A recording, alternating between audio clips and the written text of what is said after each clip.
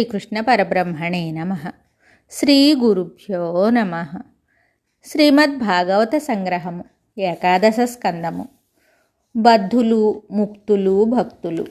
శ్రీకృష్ణ భగవానుడు ఉద్ధవునితో ఇలా చెప్తున్నాడు: ఉద్ధవ, నన్ను ఆశ్రయించి నాచే నిర్దేశింపబడిన వర్ణాశ్రమ కులాచార ధర్మాలను బాగుగా అనుసరించే మానవుడు కామప్రేరిత కర్మలను విసర్జించి యమనియమాదులను పాటిస్తూ తన నిత్య నైమిత్తిక కర్మలను ఆచరిస్తూ ఉండాలి.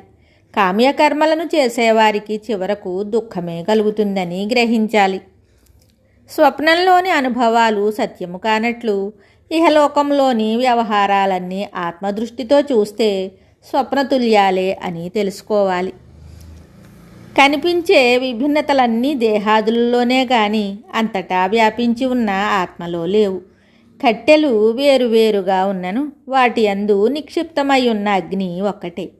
కట్టెలు కాలి బొగ్గొయ్యి బూడిదైనప్పుడు ఆ అగ్ని అనంతాగ్నిలో కలిసిపోయినట్లు శరీర పతనముతో పాటు జీవుడు నిష్క్రమిస్తాడు. కాలుతున్న కట్టెల యొక్క ఆకారాన్ని అగ్ని తాత్కాలికంగా ధరించినట్లు కనిపించిన అగ్నికి ఆకారం లేనట్లే ఆత్మకు అనేకత్వము కానీ ఆకారము కానీ లేవు. దేహమే తాను అనే భ్రమను కలిగి ఉండటం చేత దేహానికి కలిగే దుఃఖాలన్నీ తనవిగానే భావించి మానవుడు అనేక బాధలకు గురవుతాడు. జనన మరణ సంసార చక్రంలో చిక్కుకుంటాడు. సద్గురువును ఆశ్రయించి తత్వ విచారణచే అవిద్యను బాపుకొని జ్ఞానాగ్నిచే కర్మలను నశింపచేసుకొని నన్ను ఉపాసించిన వ్యక్తి నన్ను చేరతాడు. ఇహలోకపు ఇంద్రియ సుఖాలు కానీ పరలోకపు స్వర్గ సుఖాలు కానీ తాత్కాలికమైనట్టువే కాకుండా చివరకు సంసార రూపమైన అంతులేని దుఃఖాలనే తెచ్చిపెడతాయి. బ్రహ్మాది దేవతలకు కూడా త్రిగుణాల ప్రేరణచే చేయబడిన కర్మల వలన కలుగునట్టి దుఃఖాలను అనుభవించక తప్పదు. స్వర్గలోకవాసులు కూడా పుణ్యము క్షీణించగానే పతనమై పునర్జన్మలను పొంది కర్మవలయంలో చేరతారు. నన్ను చేరే వరకు ప్రతి జీవి ఈ భయంకరమైన సంసార చక్రంలో చిక్కుకుని తిరుగుతుండవలసిందే అని శ్రీకృష్ణుడు చెప్పగా ఉద్ధవుడు ఇలా అడిగాడు: ప్రభు, జీవుడు ఎల్లప్పుడూ బంధములో ఉంటాడని, ఈశ్వరుడు ఎలాంటి బంధాలు లేనివాడని నేను అనుకుంటున్నాను. మరి జీవాత్మ పరమాత్మల ఐక్యత ఎప్పుడు ఎలాగ సంభవిస్తుంది అని అడుగగా శ్రీ భగవానుడు ఇలా చెప్తున్నాడు: ఉద్ధవ, త్రిగుణాల ప్రేరణచే చేయబడిన కర్మలన్నీ బంధాలనే కలుగజేస్తాయి. కర్మఫలాన్ని అనుభవించడానికి ఒక శరీరం అవసరం కనుక జన్మ కలుగుతుంది. కర్మక్షయం కాగానే ఇంకా శరీరం అవసరం ఉండదు గనుక బంధము వీడి ముక్తి కలుగుతుంది. జీవుడు సహజంగా ముక్తుడే కానీ త్రిగుణాల ప్రభావానికి లోనై బద్ధుడవుతాడు. మాయ అనబడే ప్రకృతి నా అధీనంలో ఉన్నది కనుక దాని ప్రభావం నా పైన ఉండదు. నేను ఎల్లప్పుడూ బంధమోక్షాలకు అతీతుడనై ఉంటాను. అవిద్య విద్య నా సంకల్పం చేతనే ప్రవర్తిస్తూ ఉంటాయి. అవిద్యచే కలిగిన బంధము విద్యచే తొలగినంతనే ముక్తి సిద్ధిస్తుంది. జీవుడు నా యొక్క అంశభూతుడు, దేహమే తాను అని అవిద్య వలన భావించి బద్ధుడవుతాడు. తనతో పాటు నేను ఆత్మగా వెలసి ఉన్నాను అని జ్ఞానము ద్వారా జీవి తెలుసుకోగానే నాతో ఐక్యం పొందుతాడు.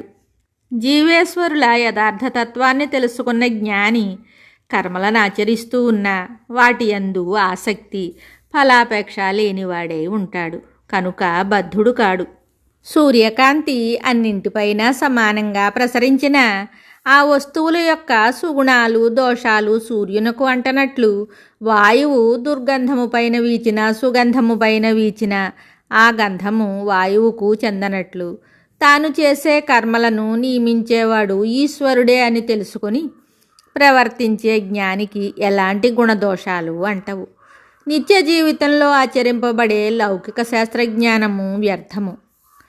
అధ్యయన అభ్యాసాల ద్వారా నన్ను తెలుసుకునే మార్గాన్ని చూపించేదే సార్థకమైన జ్ఞానము. జ్ఞాని నా యొక్క పవిత్రమైన సృష్టి స్థితి లయ విలాసాల గురించి నిరంతరం వింటూ వినిపిస్తూ ఆనందిస్తూ ఉంటాడు. నా యొక్క లీలా చరిత్ర గాథలను స్మరిస్తూ ముచ్చటిస్తూ గానం చేస్తూ అందరినీ ఆనందింపచేస్తాడు. అట్టి పుణ్యాత్ముడు నన్ను చేరగలడు అని చెప్పగా ఉద్ధవుడు ఇలా అడుగుతాడు, దేవా, అలాంటి పుణ్యాత్ములైన భక్తుల లక్షణాలు ఎలా ఉంటాయో నాకు తెలియజెప్పవలసిందని ప్రార్థిస్తున్నాను అన్నాడు. శ్రీ భగవానుడు ఇలా చెప్పాడు, ఉద్ధవ, సాధువైన సత్పురుషునకు ఈ ఉత్తమ లక్షణాలు ఉంటాయి. సర్వభూత దయ, అహింస, సుఖదుఖాలయందు సహనము, సత్యభాషణము, ద్వేషాసూయలు లేకుండా ఉండటము, స్వపరభేదాలు లేకుండటము, పరోపకారిత్వము, కోరికలు లేకుండటము, ఇంద్రియ నిగ్రహము, బాహ్య శుచి, అంతఃశుద్ధి కలిగి ఉండటం, స్వప్రయోజనాభిలాష లేకుండా ఉండటం, లౌకిక వ్యాపారాలను విడిచి ఉండటం, శరీర పోషణకు అవసరమైనంతయే ఆహారం స్వీకరించటం, ఇంద్రియ విషయాలయందు ఆసక్తి లేకపోవటం, భగవంతుడే రక్షకుడని దృఢ విశ్వాసం కలిగి ఉండటం, భగవానుని రూపగుణ వైభవాలనే సదా స్మరిస్తూ మననం చెయ్యటం, కష్టనష్టాలు, శోకమోహాలు, ఆకలి దప్పులు, ఆపదలు, జరామృత్యువులు ఎదురైనప్పుడు ధీరతతో ఉండటం, ఇతరుల నుండి సత్కారాలను ఆశించకుండటం, ఇతరులను సత్కరించటం, అందరి పట్ల కరుణ, మైత్రి భావము కలిగి ఉండటం, ఆత్మ పరమాత్మల యథార్థతత్వాన్ని తెలిసి ఉండటం, ఇలాంటివాడే నాకు ప్రియమైన సత్పురుషుడు. తన స్వధర్మాలను ఆచరిస్తూ సంగము లేకుండా కర్తృత్వ భావాన్ని, ఫలాన్ని విడిచి నన్ను భజించువాడు నా భక్తులలో ఉత్తముడు. ఇలాంటి సాధుసత్తముల సహవాసం చేసి వారి సాహచర్యంతో నన్ను భక్తితో ఆరాధించాలి. నా మూర్తులను అర్చించుట, నా భక్తులను సేవించుట, నా లీలలను కీర్తించుట, నా కథలను వినుట, నన్ను ధ్యానించుట, సర్వము నాకే అర్పించుట, ఆత్మసమర్పణ చేయుట, నా గురించి ఉత్సవాలను చేయుట, నా ఆలయాలలో నా యొక్క లీలాగాథలను గానము చేయుట, పుణ్యస్థలాలను దర్శించుట, శాస్త్రోక్త వ్రతాలను చేయుట మొదలైన వివిధ సేవలను నా భక్తులు చెయ్యాలి. కొందరు ఆలయాలు, తటాకాలు, ఉద్యానాలు, మండపాలు నిర్మిస్తారు. కొందరు నా దాసానుదాసులై ఆలయ సేవలు, నా భక్తుల సేవలు చేస్తూ ఉంటారు. తమకు అత్యంత ప్రియమైన వాటినే నా భక్తులు నాకు అర్పిస్తారు. సూర్యుడు, అగ్ని, బ్రాహ్మణుడు, గోవులు, వైష్ణవులు, ఆకాశము, వాయువు, జలము, భూమి, ఆత్మ, సర్వభూతాలు అనే ఈ 11 స్థానాలలో నన్ను ఆరాధించాలి. యజ్ఞయాగాదులచే కూడా నన్ను ఆరాధించాలి. సత్పురుషుల సాంగత్యము భక్తులకు ఎంతో అవసరం. వారి సాంగత్య సేవలో భక్తిని పెంపొందించుకోవాలి. భక్తి కుదరడం చాలా కష్టం. నీవు నా భృత్యుడవు, మిత్రుడవు కనుక నీకు ఈ భక్తి రహస్యాన్ని చెప్పాను. భక్తి ద్వారా నన్ను చేరడం అన్ని వర్గాల వారికి సుగమం అవుతుందని తెలుసుకోవాలి. మిగతా కథ తరువాయి భాగంలో తెలుసుకుందాము. శుభం.